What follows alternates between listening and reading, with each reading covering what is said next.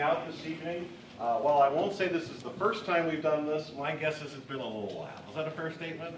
It's okay. So the folks who've been here a little longer than I have say it's a fair statement. This meeting tonight is really a part of a larger effort that we're doing here in the City of Evanston in the area of economic development. We have hired a new director of community and economic development. Heck, we changed the name of the department from community development to community and economic development about a year and a half ago. And our focus on economic development is manyfold. We want to retain businesses, we want to attract businesses, we also want to be smart about the role that the city government of Evanston plays in the economic health and well-being of the community. And the tax dollars that we collect from our residents and businesses, we want to make sure we spend as much of that money in Evanston as possible. And I think the past practice and past track record of the city has been kind of medium in that regard. As I've talked to the business owners in Evanston about large businesses like ourselves, Northwestern, the hospitals, most have said politely that of those large businesses, the city's the hardest to deal with. That Northwestern and the hospitals, and perhaps even the school districts, are a little bit easier to get business from, and that the city of Evanston has had some room for improvement. So we've taken that to heart. And one of the ways that we think we can help be better to do business with is an event like this tonight. And the folks that you have here before you are from the various parts of the organization that purchase things. You'll hear from our Economic Development Manager, Nancy Rakovich, Lloyd Shepard, who's responsible for our Minority Women in Evanston-based business program, because we are focused through Lloyd's efforts on a daily basis for mostly our larger procurements. And I think we've had a fairly good track record on our larger procurements, but not such a good track record on the smaller procurements. So Lloyd will talk a little bit about that. We have folks from our Public Works Department, our Administrative Services Department, our Parks, Recreation, and Community Services Department, all people who purchase things, most of which can be purchased locally. So we hope that you will leave here tonight with a better understanding of our business. You know, we're about a $200 million a year business here in the City of Evanston.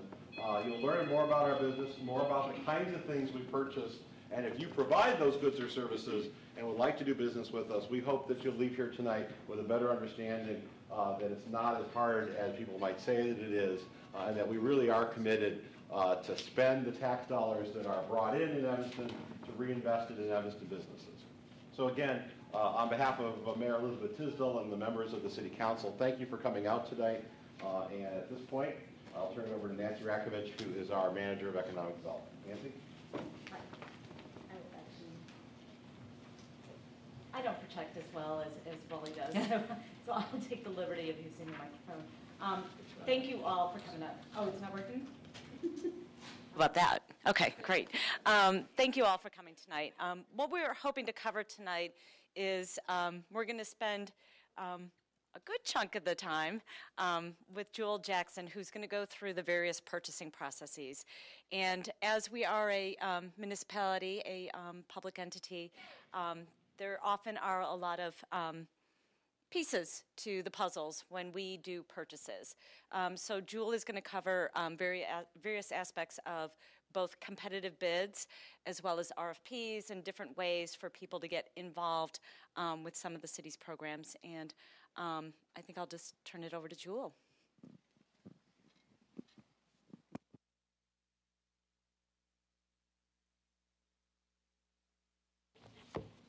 Thank you, Nancy. First of all, there are several things that we hope to get out of this presentation tonight. I looked at some of the questions that you guys have asked when you pre-registered, and hopefully I can answer some of those. So here are some of the highlights that we're going to go through this evening with the various purchasing processes. We have different requirements when we have small purchases, and those are defined as those purchases under $20,000. Once the purchasing threshold hits $20,000, the process becomes a little bit more formal. So I'm going to walk you through the invitation to bid process, the request for proposal, which are more formal. We're also going to look at some of the documents in the various formats, give you tidbits on how to submit your proposals. There are city ordinances that will help you encourage the use of Evanston businesses in our procurement process. So once you become more aware of that, it will help you to be more competitive as well. And then we'll talk about our small purchase procedures. So the first thing that we'll talk about is the invitation to bid process. Invitation to bid for procurements over $20,000 is the standard method of procurement. And in that, the specifications are usually very clearly defined.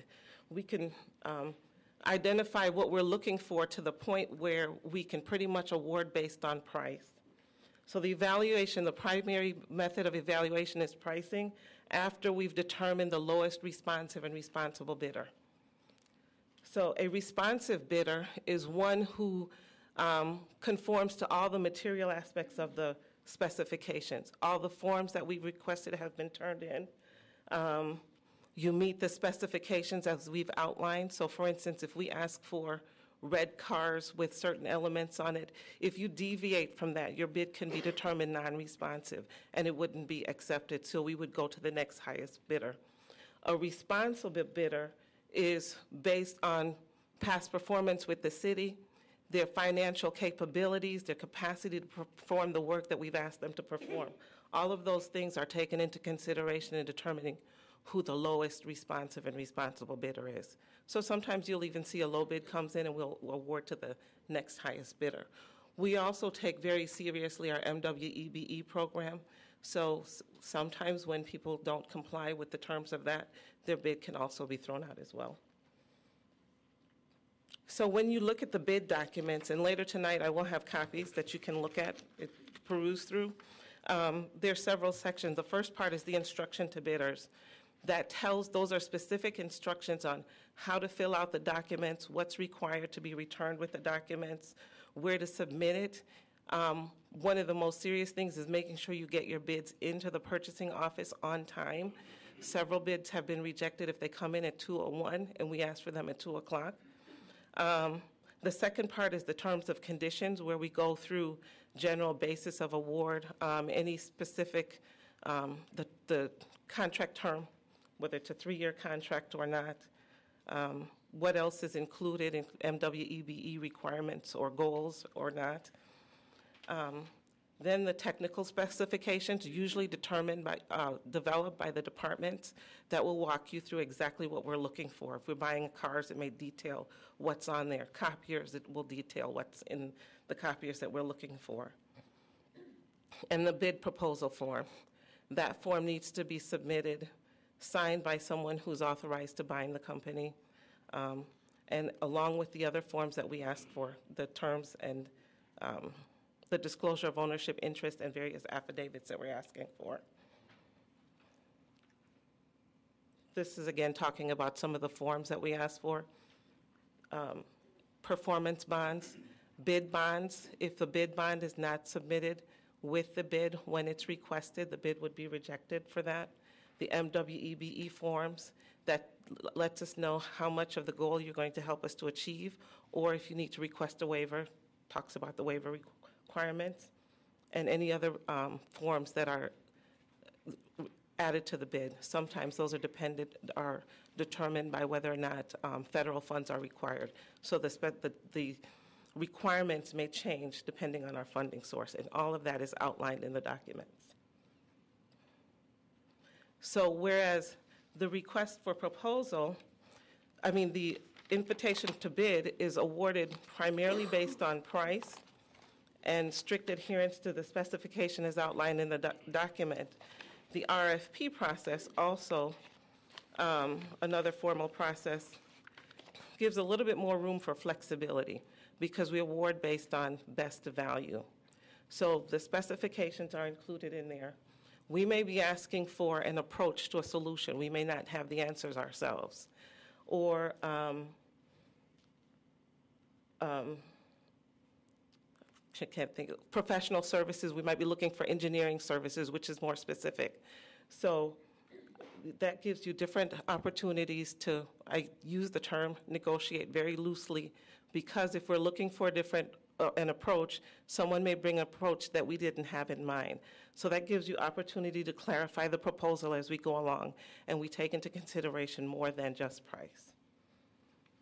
So during the evaluation of the RFP, we're looking for the experience that you bring to the table, the approach that you might use in managing the project, the solution, your financial capabilities. We may be asking for financial statements at this point, the bonding requirements, that helps us to determine that.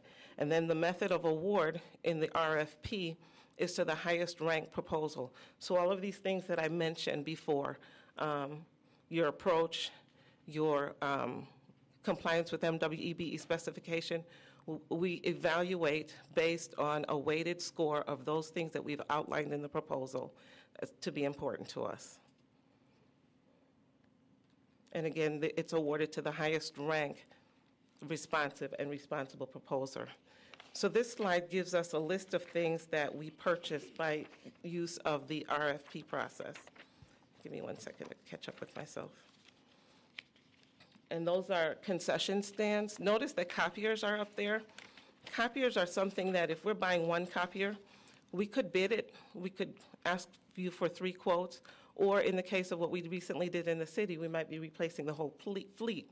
And we did that as a request for proposal because we were looking for maintenance service, performance, and working with the professional side of the business as well. So that was an RFP, and we evaluated on price. We recently renewed the vending machines in the city, and you've seen some in some of the garages as well. That was an RFP, and we were looking for someone who would generate revenue to the city as well as provide a service to our employees.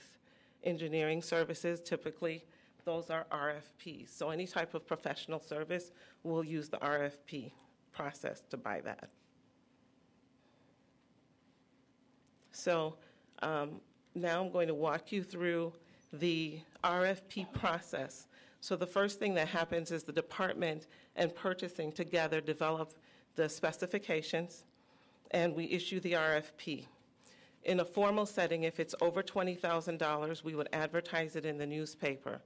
Our bids and RFPs typically come out on Thursdays. You can look for it in the advertisement in the Evanston Review, the Chicago Tribune, typically the Evanston Review, and we always post it on Demand Star, which there's a brochure. If you haven't seen it, pick up one. We will often have pre-proposal conferences, sometimes mandatory, sometimes not mandatory. If they are mandatory, which that would be, we would tell you in the newspaper ad when you look for it, then you need to attend the pre-proposal conference, or you will not be able to submit a bid later on. During that period of time, we could discuss the proposal. We tell you what our general requirements are. You have an opportunity to ask questions, add input. Sometimes as a result of that meeting, we may make a change which we issue by a formal addendum. Then we receive the proposals, and I put that up there mainly because it needs to be submitted, packaged the way we've asked for it in the purchasing department, which clearly means just labeling it. Sometimes we receive several bids or proposals on that day, and to differentiate them. Public bids are open publicly, whereas the RFPs are kept in our office for opening. After the proposals have been received, then we go through the evaluation phase. During the evaluation phase, we looked at all of the criteria that we've established in the RFP, be it price, performance, warranties, adherence to the MWEBE program goals, and we rate them. We rank them, we make short list, and then we bring in the top 3 or 4 proposals to come in and do oral presentations, if they're necessary. Sometimes we make recommendations to award without going into bringing someone in for presentations. And then we'll make our recommendation for award. The next phase, we're talking about negotiation or opportunities to clarify the proposals. That really can happen anytime after the bids are received, or proposals rather. When we receive the proposals, sometimes there's something that's missing that wouldn't cause us to throw out the proposals immediately. We may reach out to everybody who submitted their proposals and ask for some clarification. everyone's afforded at that point the same opportunity to make clarifications to their proposals. Then, if necessary, we might bring someone in for oral presentations. What we thought we saw or what we thought we read in the proposals, we may take on a different light after we've brought people in for interviews. And then after that, we will narrow down to the final selection and finalize.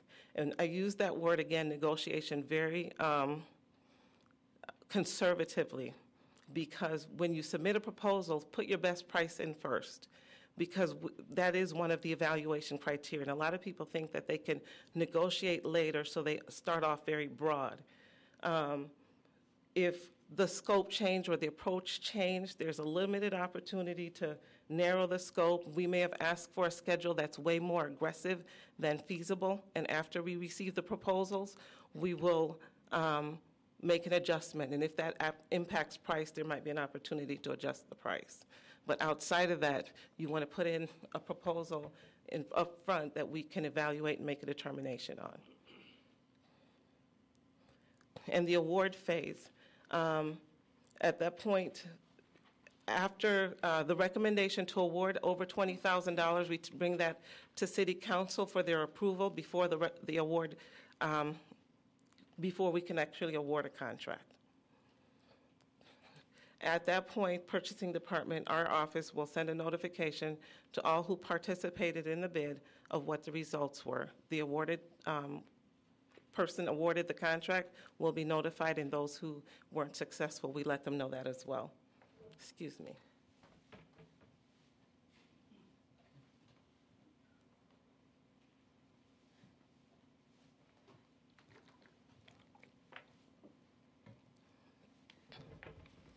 So after award, then it's pretty much turned over to the user departments to monitor the contract. When I send that letter out asking for notifying of award, we're looking for the insurance requirements that we've established that you turn in your insurance certificates naming the city as additional insured when that applies. It doesn't always. The contracts need to be signed, and that's when the performance bonds are submitted, and then we issue a purchase order. After that, that's when Lloyd also monitors for compliance with MWEBE if you have determined that you're going to participate in the MWEBE goal. There are some city ordinances that our MWEBE program, it's by our city ordinance. You can find that on our website. And that Lloyd will go into more detail. Certified minority, women, or Evanston-based businesses have an opportunity to subcontract on our contracts, so they can bid as a prime, or they can bid with a prime as a subcontractor to meet the 25% goal. But in order to qualify for that, they need to be certified by various agencies. And our goal contribution amount is to 25% on most contracts. Then we also have a city ordinance. It's a local preference policy, which allows us to award a contract to an Evanston business if it's in with 5% of the lowest responsive and responsible bidder. So if the lowest bid comes in at $100,000, an Evanston business can still get the bid if they're $105,000. So that's important to know. We need you to be competitive, but there is a program built in to allow Evanston businesses an advantage. And to qualify as an Evanston business, the business should be physically located within the city limits. So I'm going to go through the RFP document. I'm going to breeze through that because it's somewhat repetitive to what I just talked about. But the document itself is made up of 6 major components. One is just the general background of the procurement, why we're doing it, any specific rules or instructions that we have towards that procurement, the scope of services that we're looking for, and the submission requirements. Pay particular attention to that because we may be asking for licenses, we may be asking for a certain level of experience on the project. We will tell you at that point how we're going to evaluate the bid and the selection process. So the evaluation criteria is always established in the RFP document, whether we're looking for price, MWEB participation, willingness to sign our standard agreement, and the process that we use. Sometimes it can get a little bit more complicated from there. We may say, you know, after the RFP process, if we're looking for an approach to do certain things, once we've narrowed down to a select group of finalists, we may send them another document where we can just award based on price. So it really determines on how the procurement is, and that's where you would look at the process in the forms. And again, pay attention to the forms that we're asked to submit with the RFP. Your bid could be determined non-responsive if they're not turned in with the document. So again, follow the instructions in the proposal. Some tips is to make sure that you put enough information that we can make a reasonable determination if you're a responsive and responsible bidder. If we've asked for licenses, if we've asked for the disclosure of ownership always must come with the bid. We may ask for certain types of certification. We've got documents in there that's just certifying that you've not colluded or been disbarred from bidding on public projects. Make sure that those are returned with your bid or RFP in this type proposal. So small purchases are those purchases that are under $20,000. They still may go through the formal process that I just described, but the difference is we won't necessarily advertise those in the newspaper. Departments are really only required to go out and get 3 quotes. So all of the things that we're doing tonight, making sure that we are aware of who our Evanston businesses are, any types of bidders list, signing up on Demand Star, which I'll talk about in a minute, will help us to locate businesses to solicit. And with that, we'll need to turn in a vendor registration form. The vendor registration form just gives us the general information about your business that we can load it into our financial system so that when you do submit an invoice, you can get paid. So it's very important to submit that. If the purchase is under $1,500, departments can walk into your business and make a purchase if you accept credit cards, because we do have city-issued purchasing cards. For construction-related projects, that it's important to know that we do require the payment of prevailing wages. Those rates are determined by the Illinois Department of Labor, and it's enforced by the Attorney General's office. So with that, there's an affidavit of compliance with the Prevailing Wage Act that we put in all of our documents that are construction-related. We expect you to turn those in. And when submitting payments for construction projects, then you'd also need to submit the certified payroll. So there is a brochure that I have that's Demand Star. We encourage you to sign up for Demand Star. There are not a lot of Evanston businesses that are currently signed up. That's one way that we can find Evanston businesses or any business to send them solicitations. You can actually let Demand Star know what your area of expertise is. When we load that bid in Demand Star, it gets emailed or a notification is sent to the business that there's a bid out there. And a lot of local municipal agencies utilize this service. So if you go in, there is a free subscription so that if you're an Evanston business, you can sign up for Demand Star for a single agency, and that subscription is free of charge. And then you'll get notifications of our bids over $20,000 and RFPs. I think that you will also get notifications if other municipalities are looking for the type of service that you offer.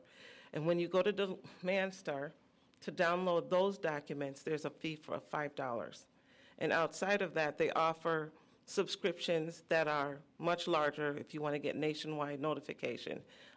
That can get expensive, but look into it. But we do utilize Demand Star for all of our bids over $20,000. And then once the database is full there, we can look for Evanston businesses to quote for some of the smaller purchases as well. So that's information that we'd like you to use. And then, of course, you can always visit our website, www.cityofevanston.org. You look under the business section, and all of our bids and proposals that are currently active are out there on Demand Star. You can also look and see the history with who's been awarded the project and the dollar value of that contract. And with that, I'm going to turn it over to Nancy. So I'm going to talk a little bit about some other opportunities for people to get involved as Lloyd makes his way up to the podium, because he'll be up next. In addition to this Demand Star that's run through the purchasing department, we, the Economic Development Division of Community and Economic Development, are really working to try to get a better business directory for our Evanston businesses. And I want to recognize Annette, who's actually taken a picture in the back, because she's going to be one of our lead people. Annette Logan is one of our economic development planners. She's going to be one of the lead people to help us kind of put together this Evanston-based business directory. What we're hoping with that is, as we're moving forward with our directory, is, again, we'll be able to have information about Evanston businesses that we can supply to the departments that might be looking for people that might do what they're looking for to solicit bids. In addition, as we're also working on is, for lack of a better word right now, is Shop QA. And it's a module that's going to be built into, a separate module built into our 311 system that's going to be a business directory, a more dynamic business directory, where businesses will be allowed to upload their own information. The reason we think this is a good opportunity for us is the businesses themselves will be able to be the ones that are keeping track of that information. We'll be able to update certain things. We'll be able to list the types of goods and services they provide. And obviously, since it's tied to the 311 system, that list is going to be available for Evanston residents, businesses, hopefully that everyone can start buying locally amongst each other. And also will be another opportunity for city departments, et cetera, that if they're looking to do a small purchase, they can skim through the businesses that are on our Shop QA list to see if there's anyone that actually supplies the goods or services that they're looking for. The other thing I would throw out there is a lot of these departments, because they do go out and purchase things on a regular basis, and they'll talk a little bit about that more. They often keep a lot of their own vendor lists. So if there's something specific that you do, you might want to just send us a note and let us know, and we can try to get that to the right department as well on their list. I will also point out, if you didn't pick it up on the way in, on the way out, there's a list of just something that Jewel put together to show kind of some of the small purchases that have been done recently. And that just kind of gives you a sense of all the various types of businesses that the city has worked with. So there's a lot of opportunities. You know, the city buys a lot of things, particularly under $20,000. So we're hoping to get more people involved with that. And with that, I'll turn it over to Lloyd.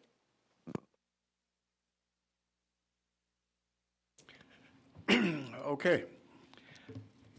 Thank you. And I'll start by indicating that the purpose of the Minority Women in Evanston Business Enterprise Program is to provide equal opportunities for those targeted groups to participate in city procurements, to assist in their growth, and to identify resources that provide management, financial, and technical assistance to those companies, as well as any other services that they may need. And we can identify resources for. Of course, everyone wants to know what is a minority or female-owned company or Evanston business enterprise. In terms of the definition, there's not a lot of difference between the ownership of a minority company and the ownership of a female company.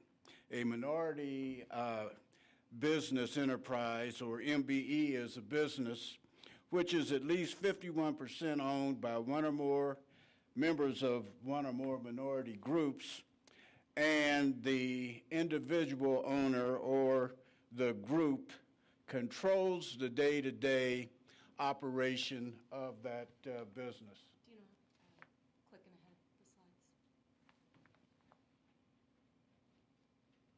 There you go. Oh.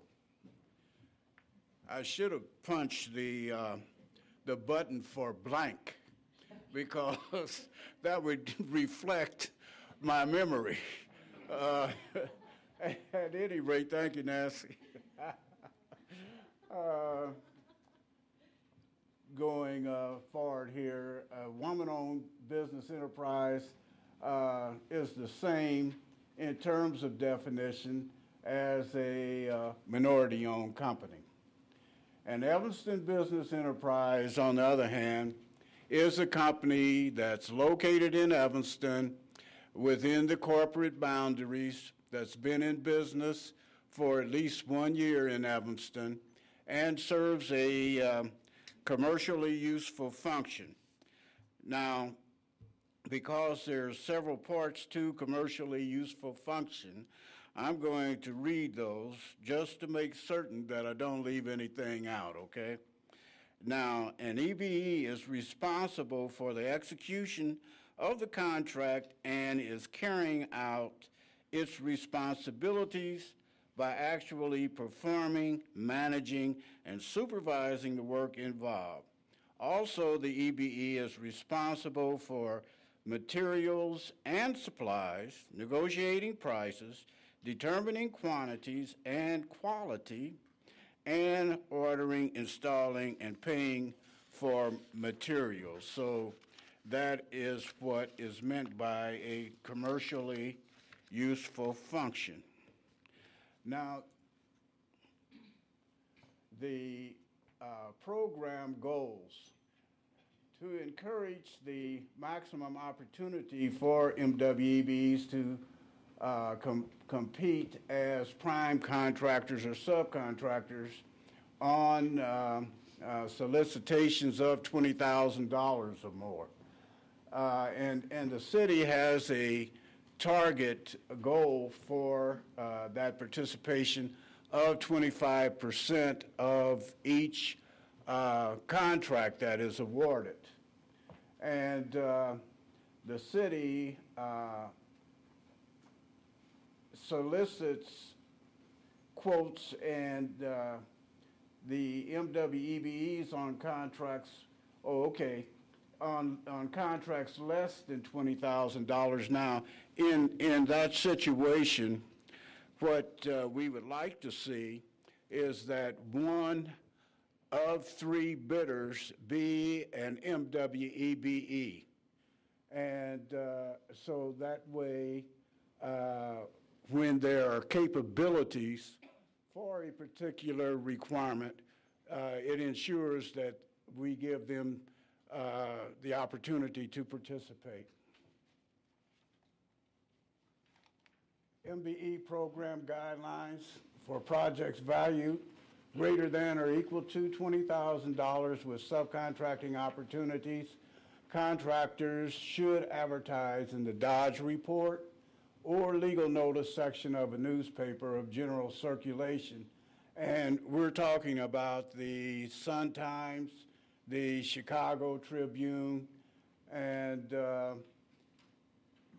the guidelines also call for the contractor to solicit bids from Evanston companies as well. The city strongly encourages that. As a matter of fact, in the ordinance 50-0-01, the city encourages the prime contractor to try to utilize Evanston companies for at least or a minimum 3% of a contract.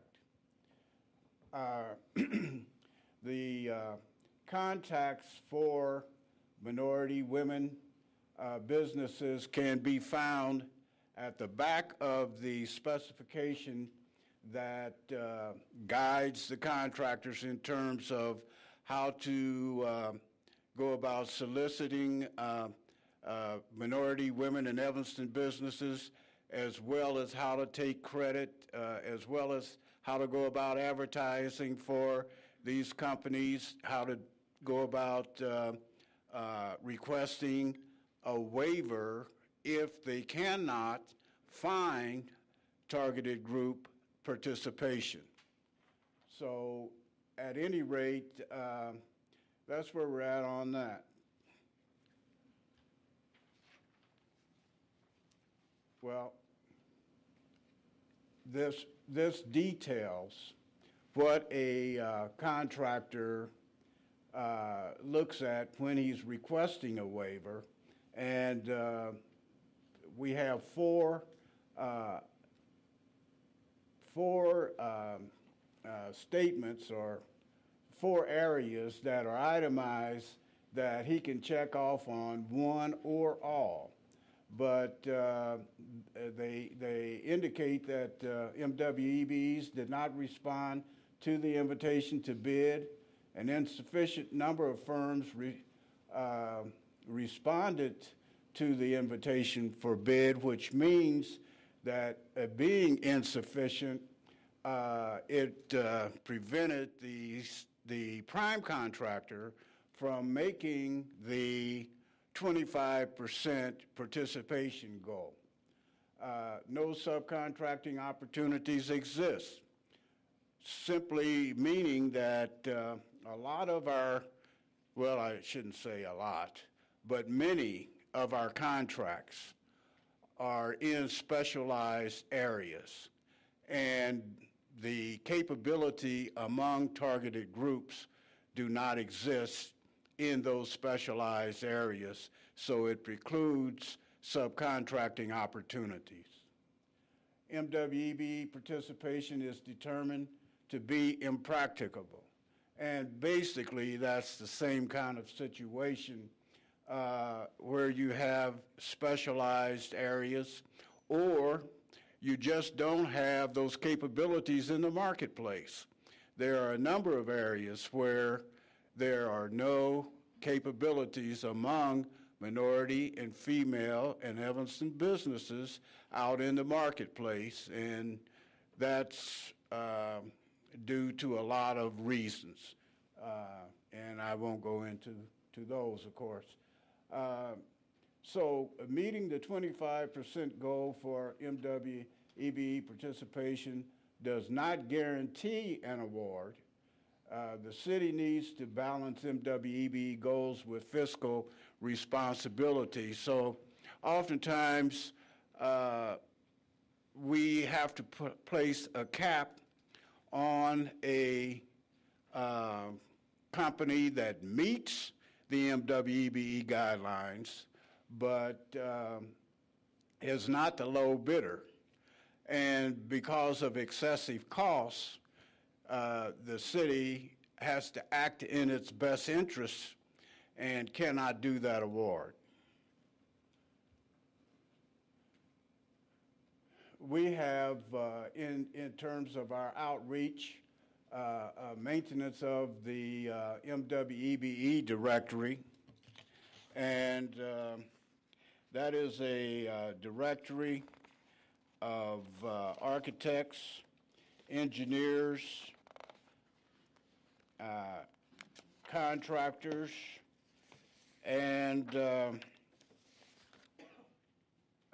suppliers.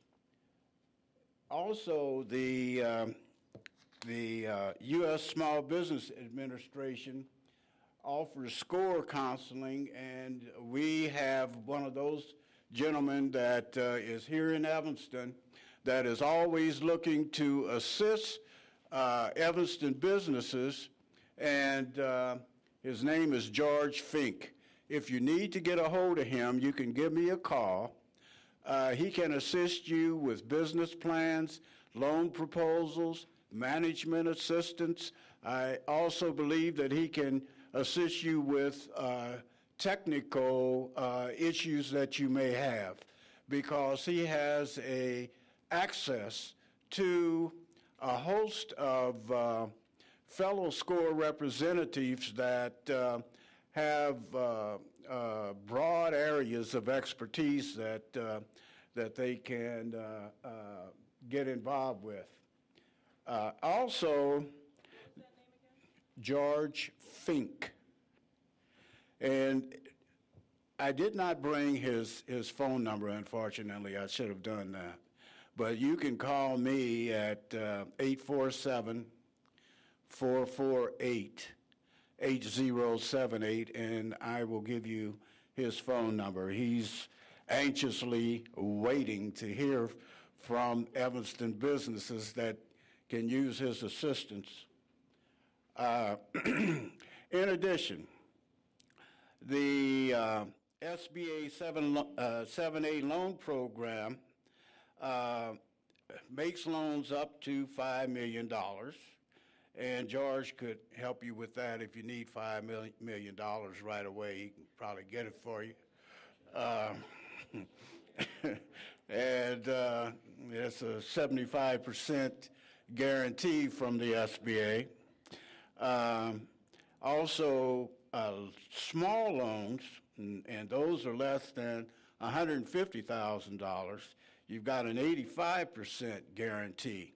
Now, generally, those loans are in the area of startups, expansions, acquisitions, or operating capital. If you need a line of credit or something like that, then he can also assist you with that. Also, the SBA has a bonding program for bid bonds, performance bonds, and payment bonds, and they also have a guarantee. Now, I don't know the amount that they guarantee for those bonds, but if you give me a call, say if you need a bond, and you want to know what the guarantee amount is, give me a call, and I should have that information for you tomorrow. The SBA 8A program is a program that provides you with sheltered bidding. So if you want to get involved with that program, I can direct you to a resource that will help you with that. Now, what the A program is a program that the federal government has, and they have set-asides for minority-owned companies, and they set aside certain opportunities just for minority companies to bid. And so you're bidding against other minority-owned companies, and that is a way for the federal government to help to accelerate the growth of minority-owned companies. The other areas, or the other resource groups that are available, and I've got the three major ones listed, is the Women's Business Development Center, the Chicago Minority Business Supplier, should be the Chicago Minority Business Supplier Council, and the Hispanic American Construction Industry Association. Now, all of those organizations provide contract procurement assistance as well as loan packaging assistance. So if you're in need of such assistance, you can give them a call.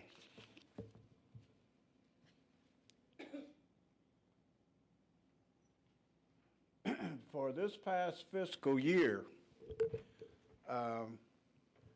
the City Council awarded a total of $16,979,493 and some change. And the participation amount for targeted group contractors was just a little more than 25%. As you can see at the very bottom, it's 25.4%. 0.46%. So we're looking at 25.5.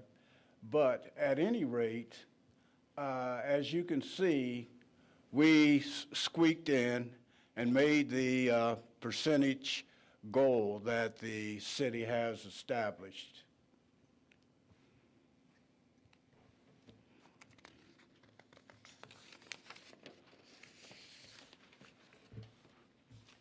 The local employment program is a program that the City of Evanston believed is desperately needed to help low to moderate income residents here in Evanston to obtain employment on public work projects and redevelopment projects.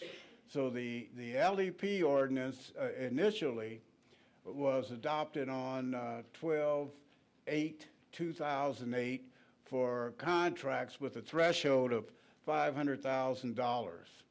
And the minimum threshold is now $250,000 and was adopted October 25th, 2010. And we expect that to increase the number of projects that will provide additional jobs for Evanston residents. As a matter of fact, I think that just the number that I've identified so far is up to 10 projects. And the requirement is that the contractors, and I may be getting ahead of myself, I don't want to do that. The LEP program is limited to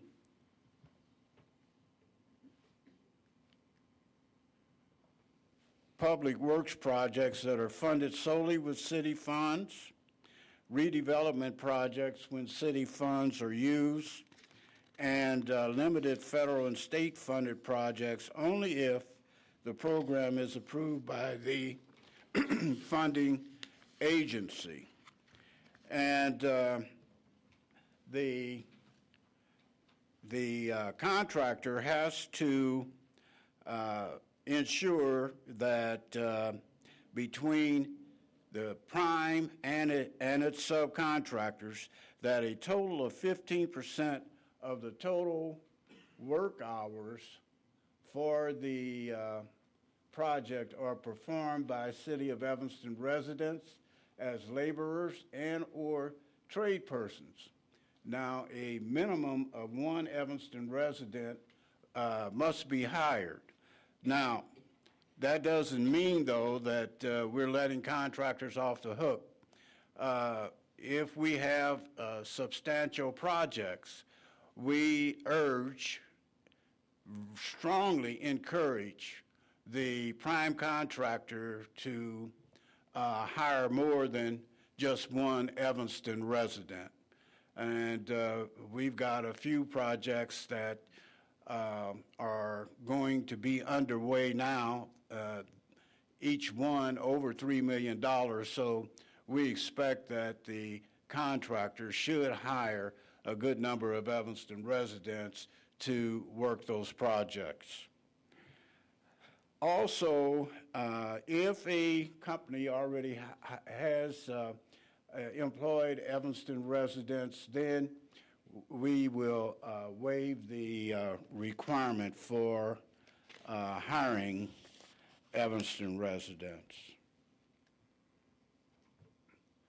We expect contractors, in order to seek out Evanston residents for working these projects, to contact the Illinois Department of Employment Security's office. It's no longer in Evanston, but they can find one that's close by.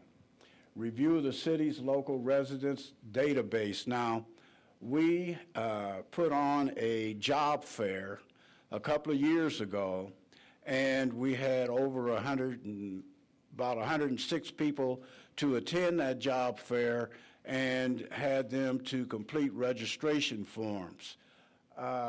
They are all listed. Probably 40% of them have construction experience that was gained while they worked on the sewer relief projects that the city had for around 10 years. So a lot of these Evanston residents have some pretty valuable construction experience and are able to go right out on the job site and do whatever is required of them. The other thing that is a requirement is to contact labor unions. If you're looking for skilled trade persons, well then you can go to the labor unions to find the tradesmen.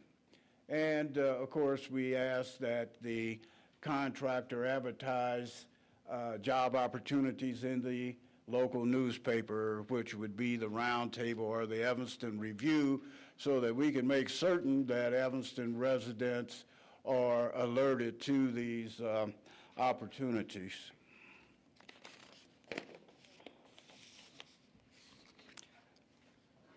Also, and I'm nearing the finish line, the residents who would like to be included in the local employment program can complete a registration form at the Civic Center and room 3470. That's where I'm located. And of course, I can be contacted at 847-448-8078 or my email address. And with that, I want to thank you for your attention, and that concludes my presentation.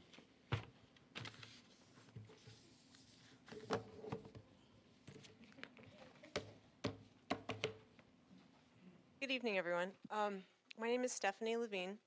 I'm with the Department of Parks, Recreation, and Community Services. I'm going to be brief. I only have one slide. We do a lot of different things for the city. We do more than just parks, recreation, and community services. We also do forestry, and we maintain all the facilities in the city as well. My specific responsibilities are capital construction for the parks and the facilities. We maintain around 2 million square feet of building and around 75 different park and facility sites throughout the city, and so we need a lot of work on all of them throughout the years as we go.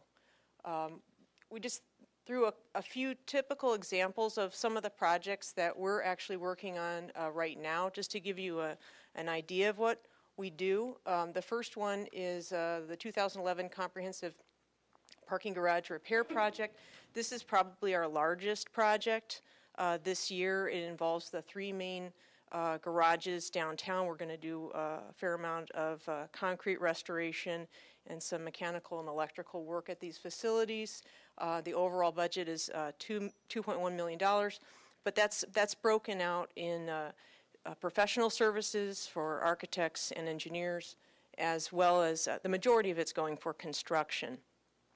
We are already in the design process on that particular project, and we just finished pre-qualifying construction firms, general contractors to bid that work. But there probably will be opportunities for subcontracting. There's a variety of trades that are going to be involved in the project. Second example is Brummell Richmond Park renovations. This is a typical park project. We renovate and work on primarily playgrounds, but also athletic fields as things wear out and age. This particular project is budgeted at $275,000. Again, that's broken out between construction funding and professional services for a landscape architect in this particular instance. And this project's actually under construction already. It's probably going to wrap up in the next couple months. And then the third project is at the service center. That's right around a block away that direction. That's where all of our fleet and public works operation is housed. We're going to perform a locker room renovation for the staff there. We are just starting to get underway. So the budgeted amount right now is $37,000. That's just to get a consultant on board to help us with the design process, an architect specifically, and we're currently in the process of looking for that service.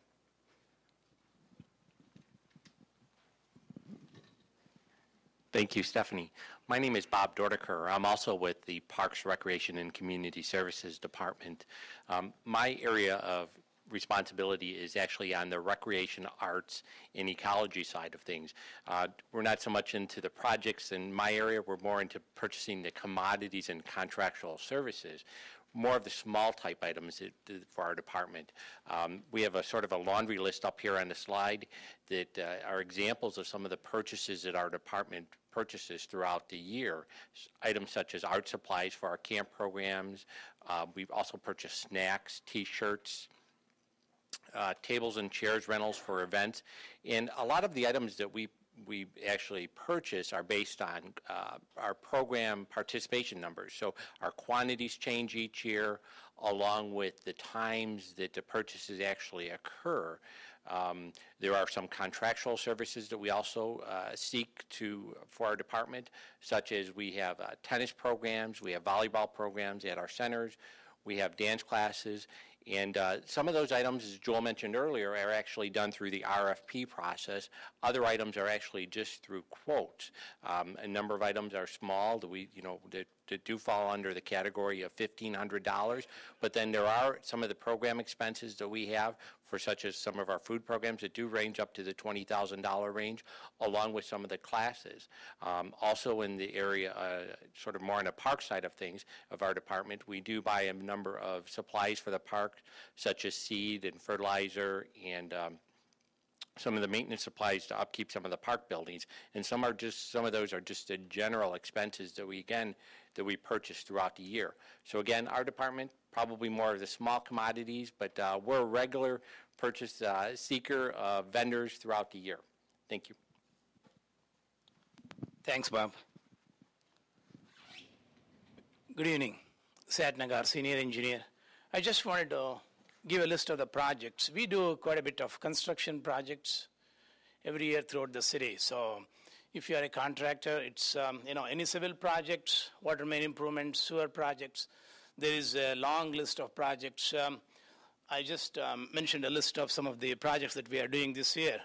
So the first 3 projects have been already bid, and the 2 of them have been awarded, and we have started the contract on those 2 projects. The good thing is that these projects are substantial in the amount, and there is a good MWEBE participation. It is 25% on all these projects. And also, some of the projects have the LEP. So there is a good focus and the opportunity for the Evanston people to work on these projects as well. We had a couple of projects last year. We had up to 6 people on these projects, Evanston people who wanted to work, and we are hoping some of the contractors would also come from Evanston. Most of these are pretty much, outside on our construction projects are not from Evanston. So we are hoping that some of you guys may start towards that, because we have this concrete and the street projects. It's every year projects. It's year round. I mean, it's every year, and there is this motor fuel tax funds from the state and the bond funds, which are consistently. So there is a fixed amount that is being spent on the infrastructure, and we hope this would give more exposure to you if you would like to take opportunity of participating in these programs. But if you have any specific questions or how to go about, if you don't want to be the prime or the GC, general contractor, if you just want to be the sub, you can talk to me and we will recommend the general contractors who work with us so that you can be their subs. The next 2 projects on this list that are coming up are the sidewalk projects. We do purchase, most of the contractors do purchase concrete from Evanston. Ozinga is the concrete supplier in Evanston. So there is a pretty big, good amount of business that is going to the Evanston business. So most of our contractors do purchase concrete from the Ozinga supplies. The other projects that are coming up are the downtown brick replacement, the alley paving projects, and we have a streetscape project that is coming on Chicago Avenue. that is being led through IDOT. Most of the projects I listed are led through the city. We do prepare the design, construction, and we monitor the projects. So we bid the projects here in the city. So we are here to help you out if you would like to, take the opportunity. And then we have some signal projects, parking lot improvement projects. Anything that you are interested as a contractor, we'll be happy to work with you to, train you to make sure that you can be the subcontractors on these projects. So if anyone has any questions or how to approach this, please feel free to go ahead and answer now or later anytime you want to ask any questions. If you have no questions, then I'll give this back to Nancy. Thank you. I think, can you slip one more ahead? So at this opportunity, we want to allow you guys to ask some questions, but I just wanted to make sure that that you look at the last piece of information, because this is some of the key people for both large-scale bids over $20,000, RFPs over $20,000, as well as some of the people involved with the small purchase programs. What we did here, particularly with small purchase items, is just have some base examples, but most departments do get out and buy a lot of things under $20,000. And what we're, as I mentioned before, we're trying to increase our list of Evanston businesses, the MWEBEs through Lloyd, to try to make sure that we have the best opportunity to get 3 or more quotes from MWEBEs on everything that we purchase in the city. So what I'd like to do is see if anyone has any specific questions for anyone that's spoken tonight. And if you wouldn't mind, I'm going to hand you this, because we are actually recording the presentation that'll be on our internet. They're on. These are on. Okay. Just a general question about the $20,000 mark cutoff point. Everything under that can still be a bid process as well, or is that the place where everything begins at bidding?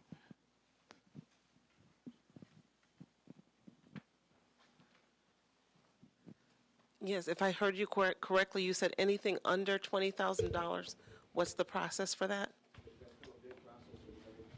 It can vary. If it's a complex purchase that we feel that we need to go through the RFP process or the formal bid process, we'll use that. The difference is we wouldn't need to go to City Council to get that approved.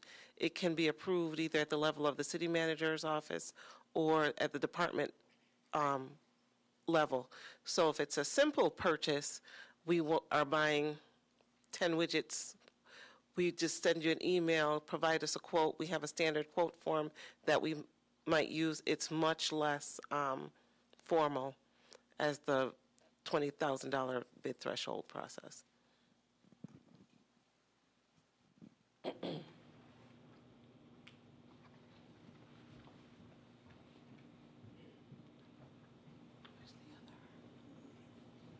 Hi, thank you for having this. My question relates to my area of expertise. My consulting business provides management consulting on integrated resource management to commercial clients.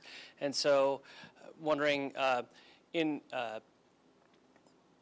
when you are doing renovations in the city and to the city's assets, are you doing, is the work generally hired out to A&E firms, or do you bring in individual management consultants that help work on resource efficiency issues? So like if you're replacing chillers or boilers or going through energy efficiency improvements, how do you handle that process?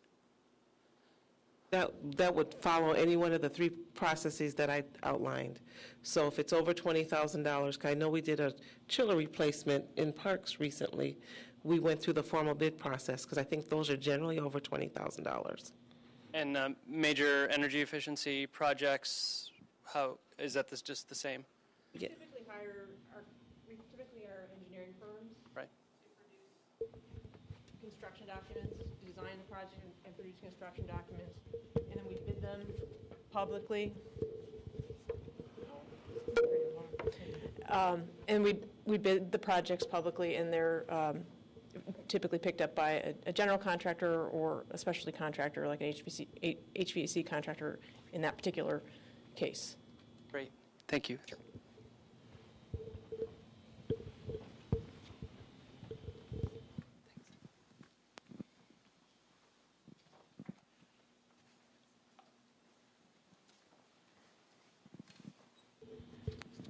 Good evening. My name is Christina. I have a question for Lloyd and for Nancy.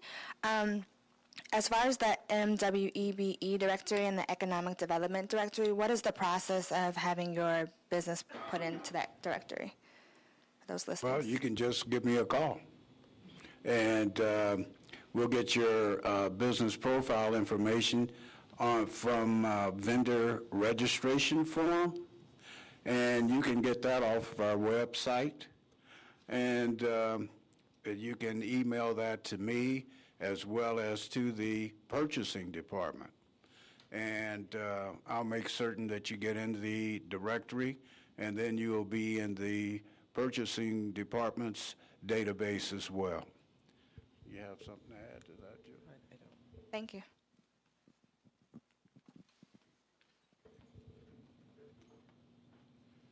On the same manner, is there any kind of certification like there is in Chicago and Cook County as far as MWBE? Could you repeat that, please? You know, they have certification in Chicago and the state of Illinois, et cetera. Right. Is there a similar program for the city of Evanston?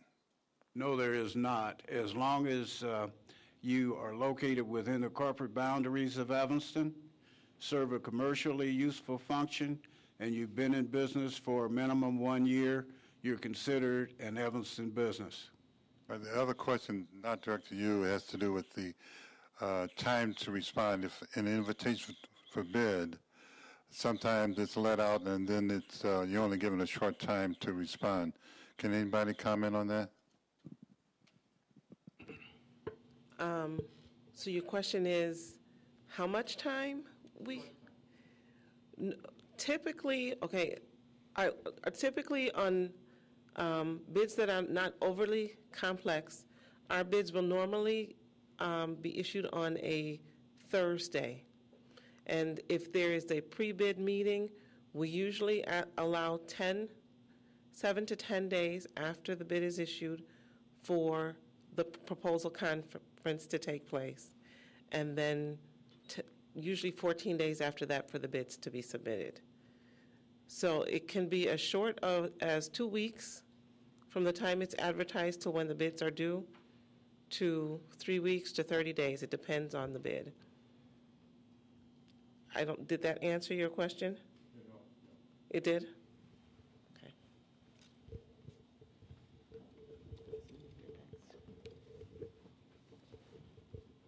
Hi. This is a general question to whoever wants to tackle it, but obviously I know people who contract with the state of Illinois, and obviously with the economy being the way it is, has been for the last 3 to 4 years. You know, there's a very real change in the payment environment for various contractors. How, if there's any way to compare how Evanston does in that regard, obviously the economy is slower here too. So what's the reality for contractors these days in terms of getting paid? Yeah, we normally process our invoice every month, so it's not more than 30 days in most of the cases. As far as our projects, that's how we bring the good contractors back and get the better prices. You know, if you pay them on time, they do a good job and you keep getting them. I mean, if you delay with your payments, they would say, I will go and find work somewhere else. So, thank you.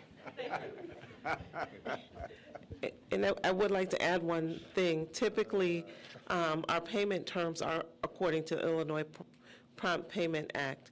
So while I think we do better than that, we usually pay in less than 60 days, but generally we have 30 days to accept the invoice and then 30 days to make payment.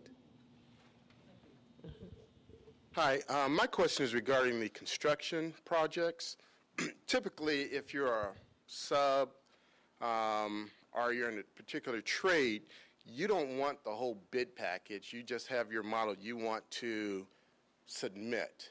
Does the city have a process where you could come in and review just that section of the bid package to be able to submit just a bid to your prime contractors? Let me start with this. You can get the whole bid document and then look through the whole thing, and if you have any questions or if you want to only submit bids on certain portions, we can help you out.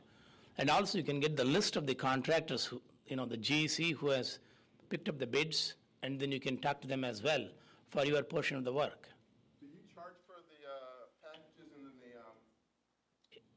We do in our engineering projects, we'll have the plans, design plans. Our charges around $50, for the whole. It's almost 15 to 20 long plan sheets plus the bid document.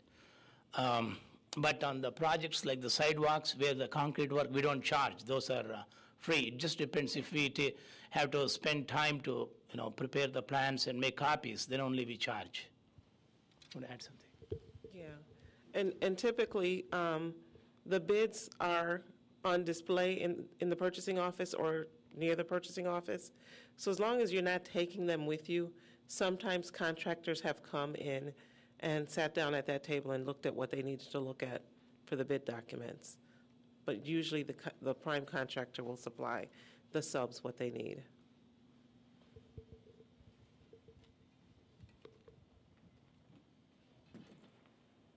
Hi. It's clear for the big contracts, 20,000 K plus, but for the small, I'm the only mailer in Evanston. And so my projects may be $250, $500. How does that work? I rarely get calls for quotes. I know a lot of it goes to Wisconsin. So I'm just curious how the small projects, very small projects go. Well, that's where the database is that Nancy's working on, and the Evanston Business Directory, signing up for Demand Star, and making sure that we know where to find you when we need to a quote of that you're offering. How do we make sure of that? I would love to make okay. sure of that. Yeah, if you get your information to us, what we're doing right now is a two-phase approach. As I mentioned, our super phase that we're hoping to get through soon is this connection on the 311 system. And what that's going to do, again, is allow businesses to not only list themselves, but list specifically what they do. But also we're keeping track of, and Aaron Brown, who's also in our department, you may have met him on your way in. Aaron's taking kind of one of the leads on helping us keep that database. And we're specifically trying to, again, identify Evanston businesses, but also by their specialty. And what we're hoping to do is be a resource not only for the other departments for the city, but again, once the 311 system gets live, we're hoping that Evanston businesses will look to other Evanston businesses to meet those needs. So in the short term, send your information to us and make sure that you're on our list. And what we can do is make sure that the departments are aware that there is an Evanston-based business that is doing what you are doing. And I have one other question. I've worked for the city, and I'm not on your list. Where did you get the names for this list? That is a printout. I went in to our system and printed out everyone who we paid money to last year. And so what we're hoping that will do for you, you can look and see, they paid Able Distributors. I remember that name being on there. I'm one of their competitors. And you sign up, or either in Demand Star, or let us know what your services are. And hopefully what we're doing is making you aware of what some of the opportunities are to purchase here at Evanston. So that's last fiscal year spend. But I was paid last year. So that's why I was just curious, is this list, I'm on Track Fulfillment. I'm the only mailer in Evanston. Sometimes I get mailing jobs. Sometimes within the last 12 months? Yeah. Okay. I just did a job, too. I don't know why that didn't show up. Okay, I'm just curious because I'm trying to understand how the smaller projects. That's not everything that was in there, so there may be a few that was missing. I'm not sure why your name's not there. All right, thank you. Okay.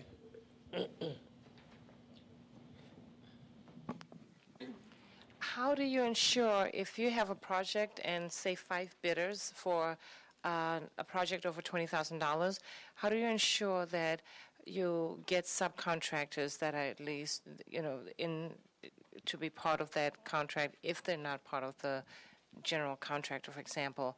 And also, do you facilitate joint ventures?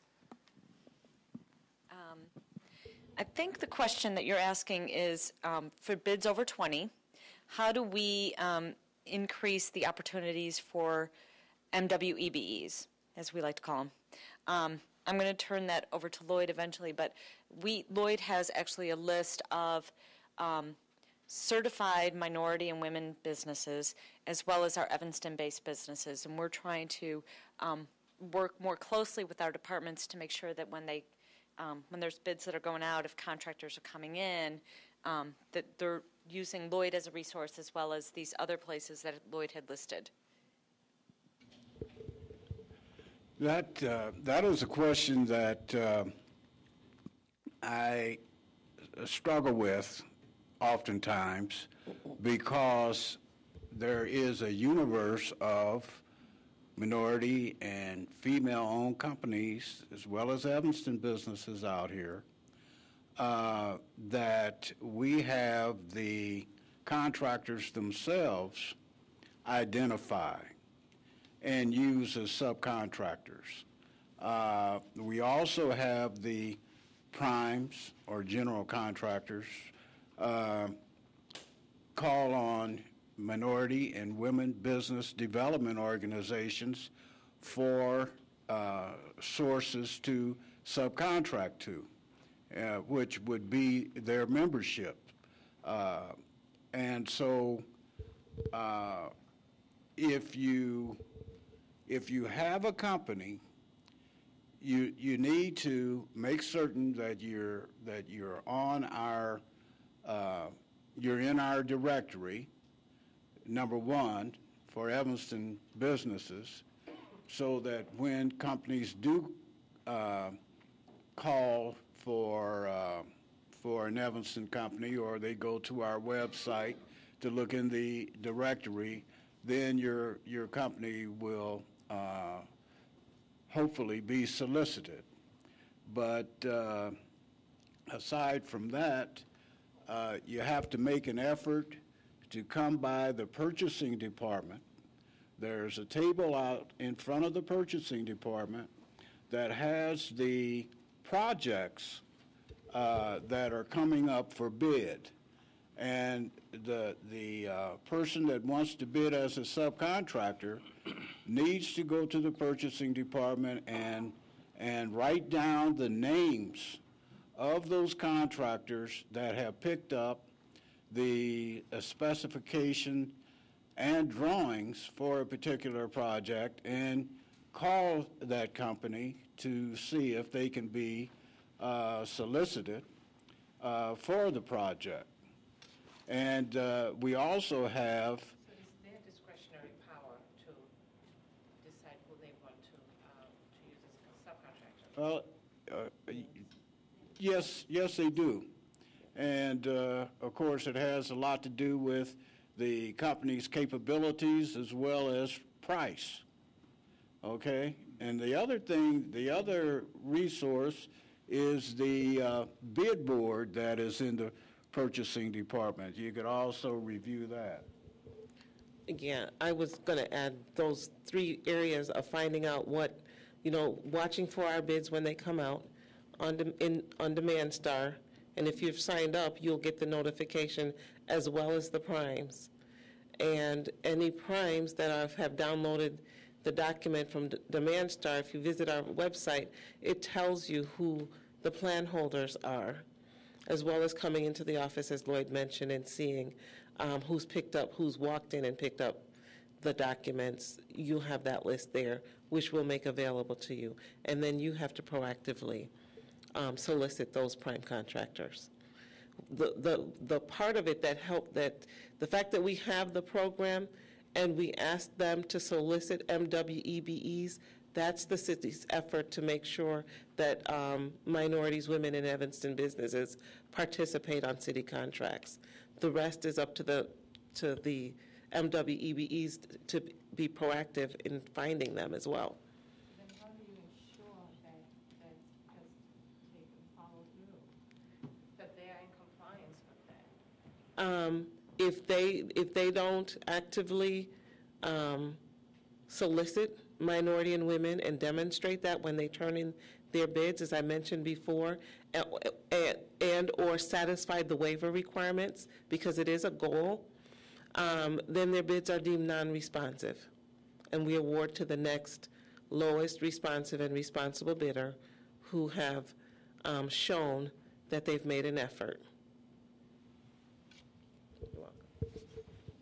My experience has been with procurement officers is that they tend to not be proactive. In other words, they have feel some security with people that they've dealt with before, who they are sure of, work well, and so forth. And there may be other, this is not only with the MBE, thing, but that's in general. And so I was wondering, I know you have good systems up for people from Muhammad to go to the mountain, but I think that there should be the folks on the mountain to go out there and see the little people running around trying to, especially I'm talking about this city, to see whether or not there's some way or some system where there can be more communication, more kind of information given to the potential business or the businesses that could be bidders. I think that's one of the serious failings, not only here but in general. I was wondering if that's been thought of as any kind of remedy for that. If I heard your question right, you're looking to see what we do to make sure that the prime contractor reaches out to the subs? You and the prime contractor. We do. I mean, on the bid process, it's the responsive and responsible bidder.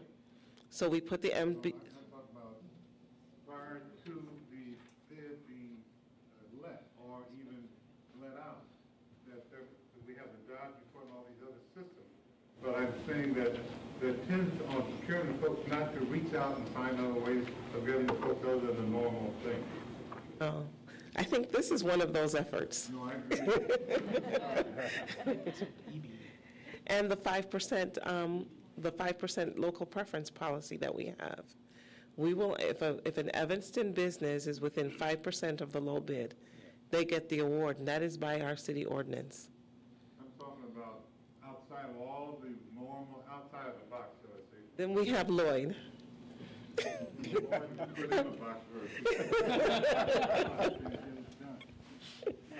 But I hear what you're saying, and we are, between purchasing and economic development, doing as much outreach as we can. I live in Evanston, so I'm pretty much aware of the green efforts and the sustainability efforts, the climate action plan, and all that's going on with the city, and I'm pretty active myself, as Bob, some people know. I'm just curious, does the city have any kind of a sustainability agenda or program when it comes to hiring businesses? Businesses that demonstrate that they have very green initiatives in their own companies. They've won awards for that. Does that factor at all in any decision-making at this point in the city of Evanston, or can it not afford that at this point? I think it has. We have a sustainability coordinator here at the City of Evanston. And I know her. I know her. Okay. And I can think of, on your one of our printing newsletters, we had a provision for sustainability. I think it was green recycled content paper. And it was within, we did an RFP. Yeah, that's not considered green printing, though, just recycled paper. You must realize that. I mean, but that is one of the efforts. That right. There's many different ones. But at this point, is there any kind of agenda across the city in terms of its process of hiring contractors or anything like that? We write it into the spec when it's feasible for in different areas, yes. And what makes it feasible? I'm just curious. It really depends on the procurement. I mean, they're all going to take on a different form. So when I started talking about recycled content paper, that was one that I can think of off the top of my head. We've got all the energy efficiency initiatives going on. Those are just the two that I can think of off the top of my head. So it could be a factor, possibly, in a... It could be. Okay. We've not necessarily defined it financially into a bid process, but when we can write it into the specs, we do.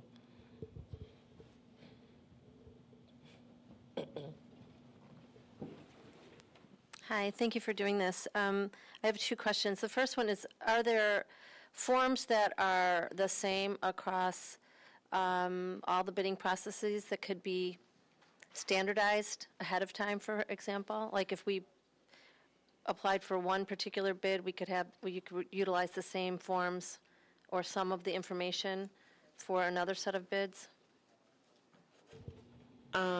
Usually, if I'm hearing your question right, it's specific to the bid.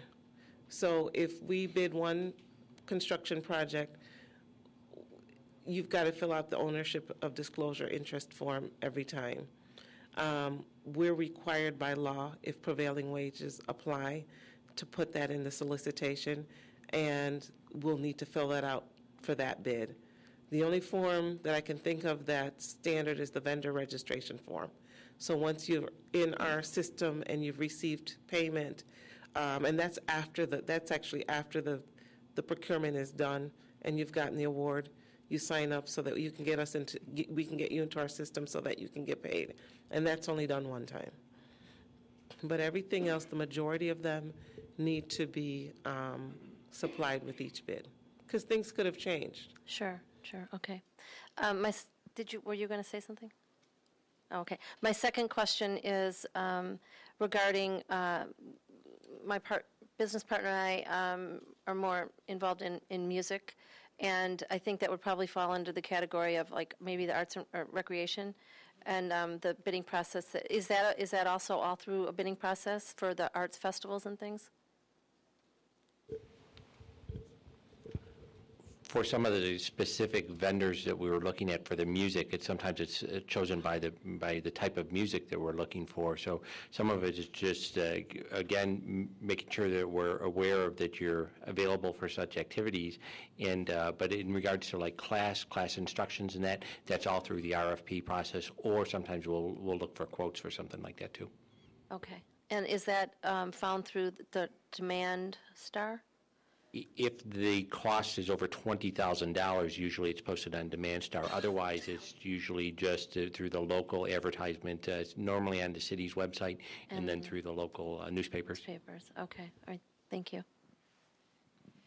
But if she wanted to get into your system, should she just email you? Absolutely. All right. Okay. Thank you. Sure. I had two questions. One is, I appreciate that you have a process and that you're trying to explain it to us, not easy in itself, and the need to follow the regulations and the state laws and such. And I also continue to hear lowest price with the 5% for Evanston companies. How do you compare for quality, though, on anything? Well, that's the difference between the bid process and the RFP process. So RFP I describe as best value. So we're looking for, let's say we're going out for professional services. Qualification and experience is one of the criteria that we use to evaluate that proposal. Having done projects of similar size and scope in the past performance working with the City of Evanston or other municipalities that you may have worked with. So when we're looking for those types of professional services, we may ask for resumes, licenses, exactly. And then we include the MWEBE goals in that, and if they come back with the 25% participation that we've asked for, they're given points towards that weighting. So if all things are being equal, someone who's reached out to an Evanston business or MWEBE may get the award. So all of those things, including price, is taken into consideration during that process. Second question is, you have the computer program for bids over $20,000, and you advertise for contracts in the Tribune and Sun-Times and Pioneer Press, but not in the Evanston-based paper of the Round Table, and I wonder why not? I've actually talked to the individual at the round table, and it's the reason why so far has been, one, the general circulation, and two, the timing of the bids from the time that she's approached me from when we need to advertise. So, but we do use the round table quite a bit outside of the bidding process for other types of advertising. I just have one quick question. When a GC enters into a contract and bids two subcontracts to EBEs, what controls are in place to assure that the GC uses an EBE versus their own source for the subbed out portion? Or are they just required to bid to EBEs and use whomever they want? First thing that we do is to, is this on? Yeah. First thing that we do is once an award is made, we follow up with the general contractor and have that contractor send us copies of the contract or purchase orders that they have sent to the company that they're subcontracting with. The other thing is we contact those companies that the general contractor claims that they are going to do business with. So we do it that way, and then we do on-site visits to make certain that those contractors are out on the job site. And the only situation we find where it's a little more difficult is when you have a supplier.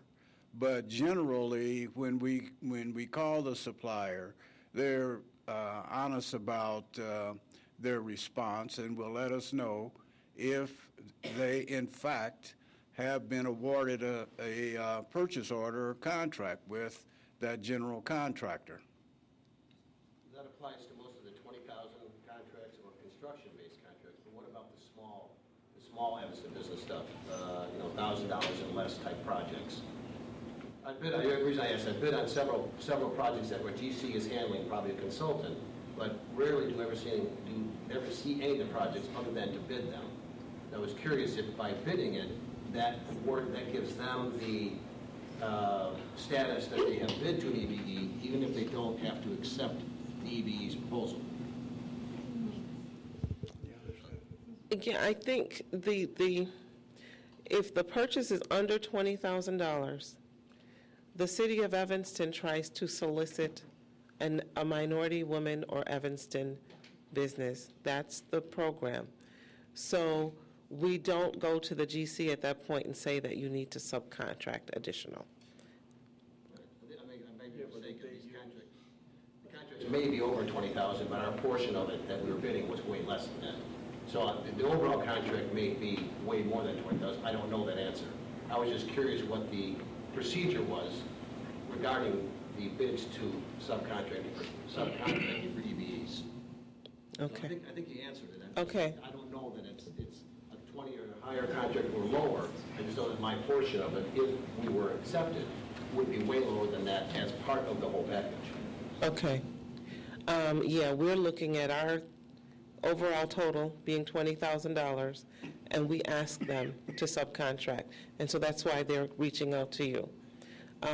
At the end, we look at the participation goal that they've submitted to us. We seldom need to go back and scrutinize if they've contributed towards the goal and met the waiver procedure beyond that. Thank you.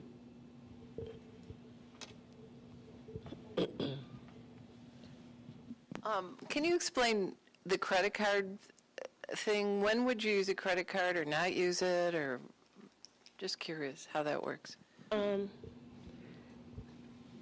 General supplies, if they, Office Depot, they've used it at a lot.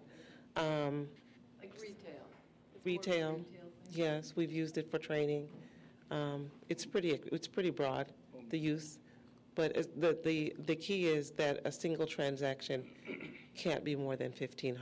But it's not used for services. It's more of a retail goods kind of a thing.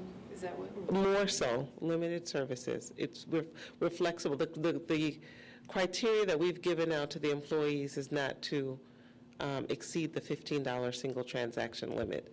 And then in the departments, I don't know if there's other stipulations. Do you have to accept credit cards, a company? No. Or something under 1,500, can a purchase order or? No, we use purchase orders as well. That's just another payment option.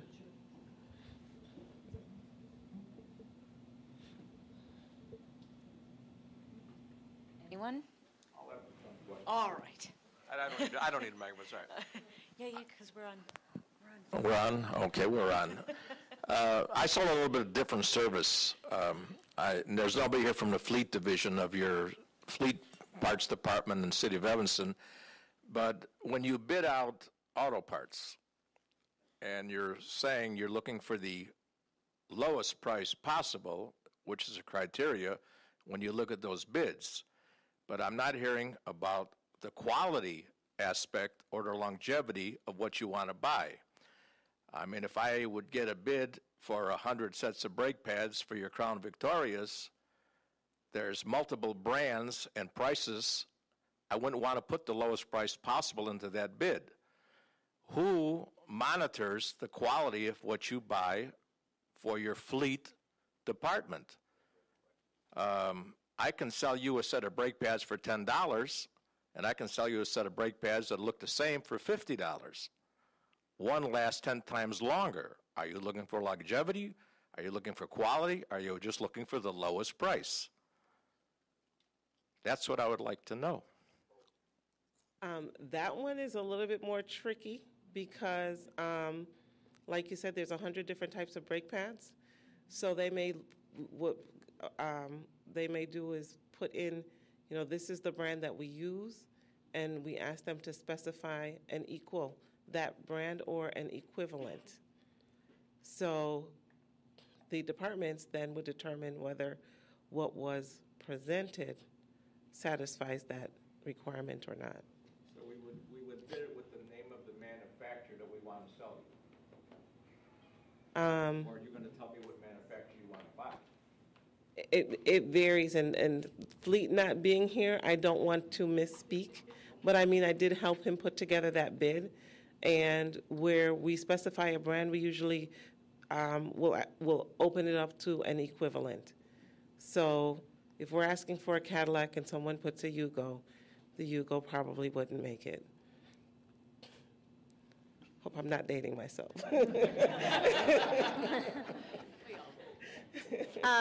I wonder if, well, can you speak about the process? I've not been involved with this before, so is this something that can be done online and like you can open our Adobe Acrobat Reader or whatever and plug in your information for a bid, or is it something that has to be printed out and you have to handwrite it? Most of the formal bid process, it's a sealed bid that we get physical copies back in our office. If it's an RFP, in addition to the paper documents, we will sometimes ask for it on electronic media, whether it's a flash drive or a CD.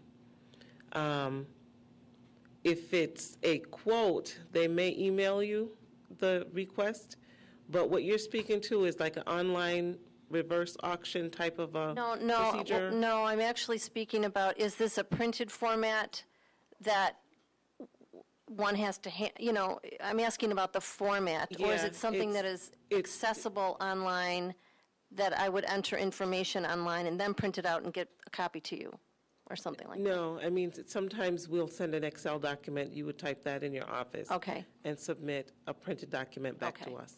All right, thank you.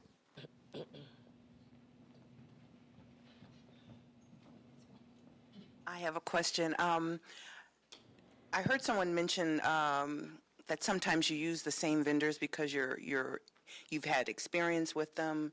How would someone new, especially for the smaller bids, how would someone new come in and be able to get a bid, especially if you have someone that's been doing the same thing for the city multiple times and you're comfortable with them, you know their work, but how would someone new to the process have an advantage or have an opportunity to maybe win the bid? I think that everyone has, especially in the RFP process, a fairly equal advantage. I've been here for 4 years. We had a copier company, 2 of them were in here, and for 10 years. And we replaced the whole fleet. And we did not go back to the vendor that we had been using before. So the key is that I'm hoping that what we described here, being familiar with the documents and the process, that what we're looking for will help you to give us a good proposal that demonstrates that you have the ability to meet what we're looking for. Sometimes people will submit a proposal and it's incomplete, or it doesn't have the forms that we've asked for, or you know, the worst part of my job is someone who shows up at the door at 2:05 and plead to accept the bid. We don't accept it. So really look at those requirements that we've put in there and put together a proposal that sells your business and your capabilities, and then you'll have an opportunity. I've worked with all of the departments, and each one of them have brought new players to the table. I would just, again, encourage you to get, if you are an Evanston-based business, get on our list, email any of us. You know, depending on what you do, we'll make sure it gets to the right people. Okay. Does the department that wants the service or product, do they make the final decision, or is it through purchasing that makes the final decision? It's a combination on the RFP process, because remember, separate the 2 processes. One is bid, so it's lowest responsible and responsive bidder. So after, you know, responsive, they've met all of the material requirements as specified in the bid. Their documentation is in, their licensing is in, they filled out the forms. And responsible, you've got the financial capability. Usually you have the ability to bond. So that goes to the lowest bidder. Taking into consideration, Evanston gets 5%. So all that goes into the evaluation. That's pretty straightforward. In the RFP process, it's that best value analysis where it's rated. And in most instances, it's the combination of the department and procurement that comes up with the one who's ranked the highest. There's several of them. I don't always sit on every one, but I also oversee that process. And all of the ones that I've read, it's usually clear from the proposals that are submitted who the we seldom argue about it. One more question. When you accept the bid, and there's a dollar amount to that bid, and now it's like the price of fuel when you go to the gas pump, it changes daily.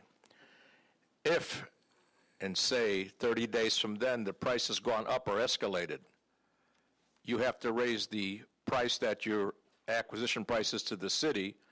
What happens when you're locked into that bid? How does the price change? That, again, is going to vary from procurement to procurement.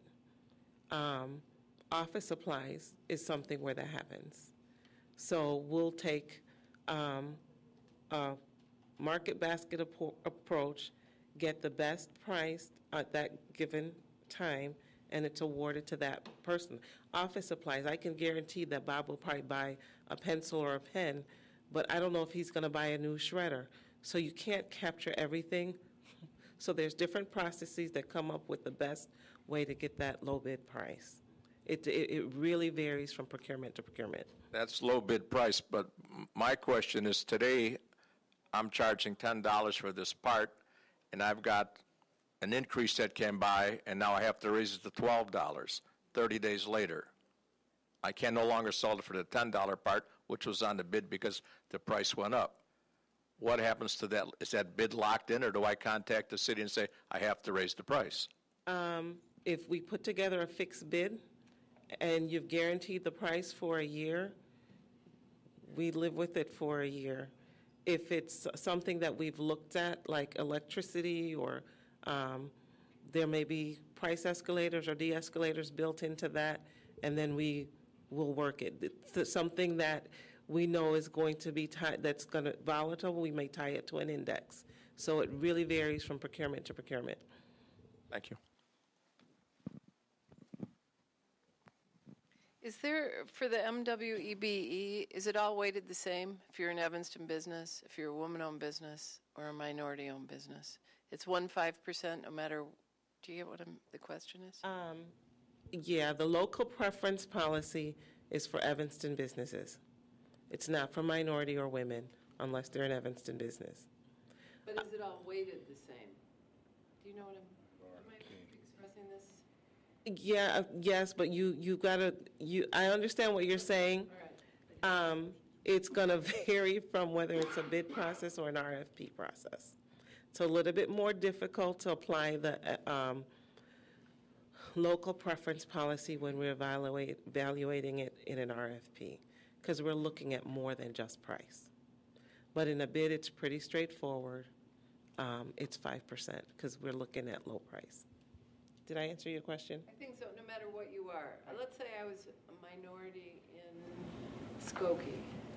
That counts for 5%? I guess I'm confused. It's just Evanston. 5% preference is only for Evanston-based businesses. So if you're bidding against someone who's a printer in Skokie, and your bid is $100 and her bid is $98, if you're within 5% of that lowest responsible bid and you're the Evanston business, you get the preference. Right. And you have to treat the MWEBE program as a different program than the local preference policy. It's one umbrella. That's what I'm. They're different. They're not one umbrella, in a way. The local preference policy says that if the low bidder is within 5% of the low bid price, it goes to the Evanston business. That's different than the MWEBE program, which says that a prime contractor should reach out to minority women in Evanston businesses. So in an RFP situation, let's say we weight MWEBE at 10%, the prime could come back with a minority business, a female business, and an Evanston business because they're trying to reach the goal. And once they've reached the goal, they get the full allotment of the points. If it's a partial goal, they get partial points.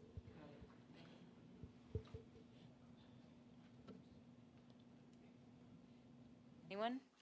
All right. One more. In your slide, it says on page 28, this is just out of curiosity, if you qualify for all those different, if you're an Evanston minority woman business, how does that break down in those statistics? Where would you fall?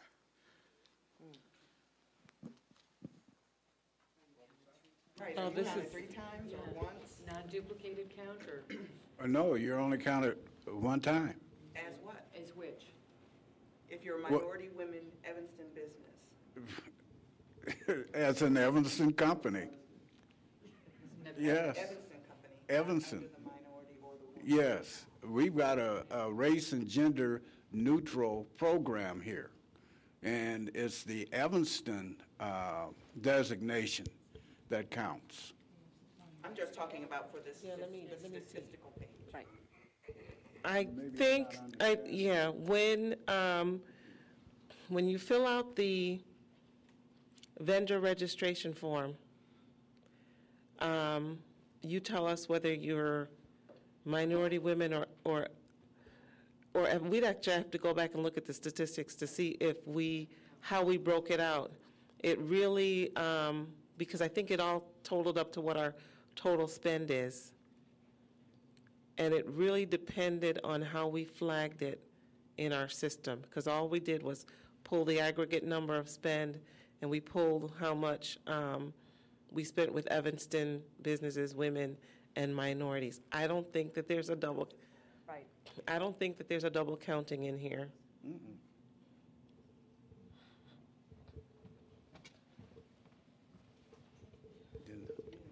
Just looking at what is an MWEBE. I have a limited partnership with my husband who's a minority, and they both qualify if you're 51%. Are we out of luck on both of them? Where are you located? In Evanston. Okay, well, for Evanston, you qualify as an Evanston business enterprise. But if you're outside of Evanston, then you may need to be certified by some agency that's universally recognized for certifying minority and female-owned companies. Now, are you the majority owner in the company? Is your husband, or do partnership. It's a partnership. So So we're not 51% you're on not either of those categories. 51%. I would say that somebody needs to be 51%. So when you go to be certified, then there's no confusion. Okay. So we might just have to rewrite the who. yeah, owns yeah, what. there you go. Yeah, Okay. There you go. Thank you.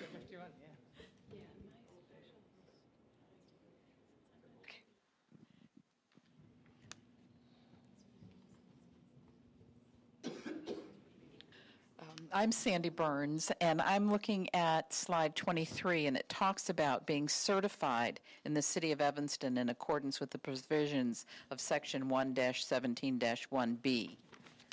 Can you explain to me exactly what that is? When I first moved to Evanston and tried to register my Evanston-based business, since it's a home-based business, even though I am a fabulous consultant, I was told I merely needed to write a letter and explain what I did, and they would initial it and send it back to me, and I would be certified.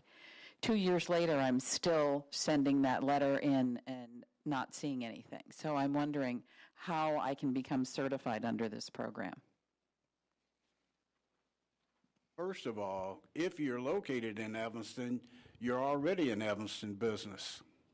And the section that you are alluding to is a section that covers the preference policy and also provides a definition of an Evanston business, which, as I iterated early on, means that you're located within the corporate boundaries of Evanston, that you've been in business here for a minimum 1 year, and that your company serves a commercially useful function. And based on what I know about your company, you meet all those requirements.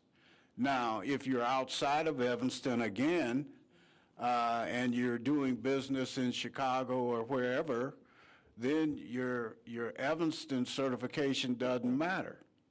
You've got to be certified by some organization or agency in Chicago or within the state or federal government as a female-owned company or a minority-owned company. So that's the difference. So the certification really is just those three criteria. There isn't anything else. Yes, we certify Evanston companies just based upon the criteria that I indicated, and we do site visits if necessary. You come to coffee at my house, and I'll show you my office. Oh, okay. We all heard it. All right, any other questions? No? Well, we want to thank you all for coming tonight, and we know that there was a lot of information, particularly from the for the purchasing processes, because obviously it does vary depending on what type of good or service and the amount and who's buying what. So, you know, again, I strongly recommend that if you are an Evanston-based business, email us, let us know what you do so that you can get us on our business directory. If you're a minority, women-owned business certified, make sure you touch base with Lloyd so that he has all your information. And thanks again for coming. Thank you.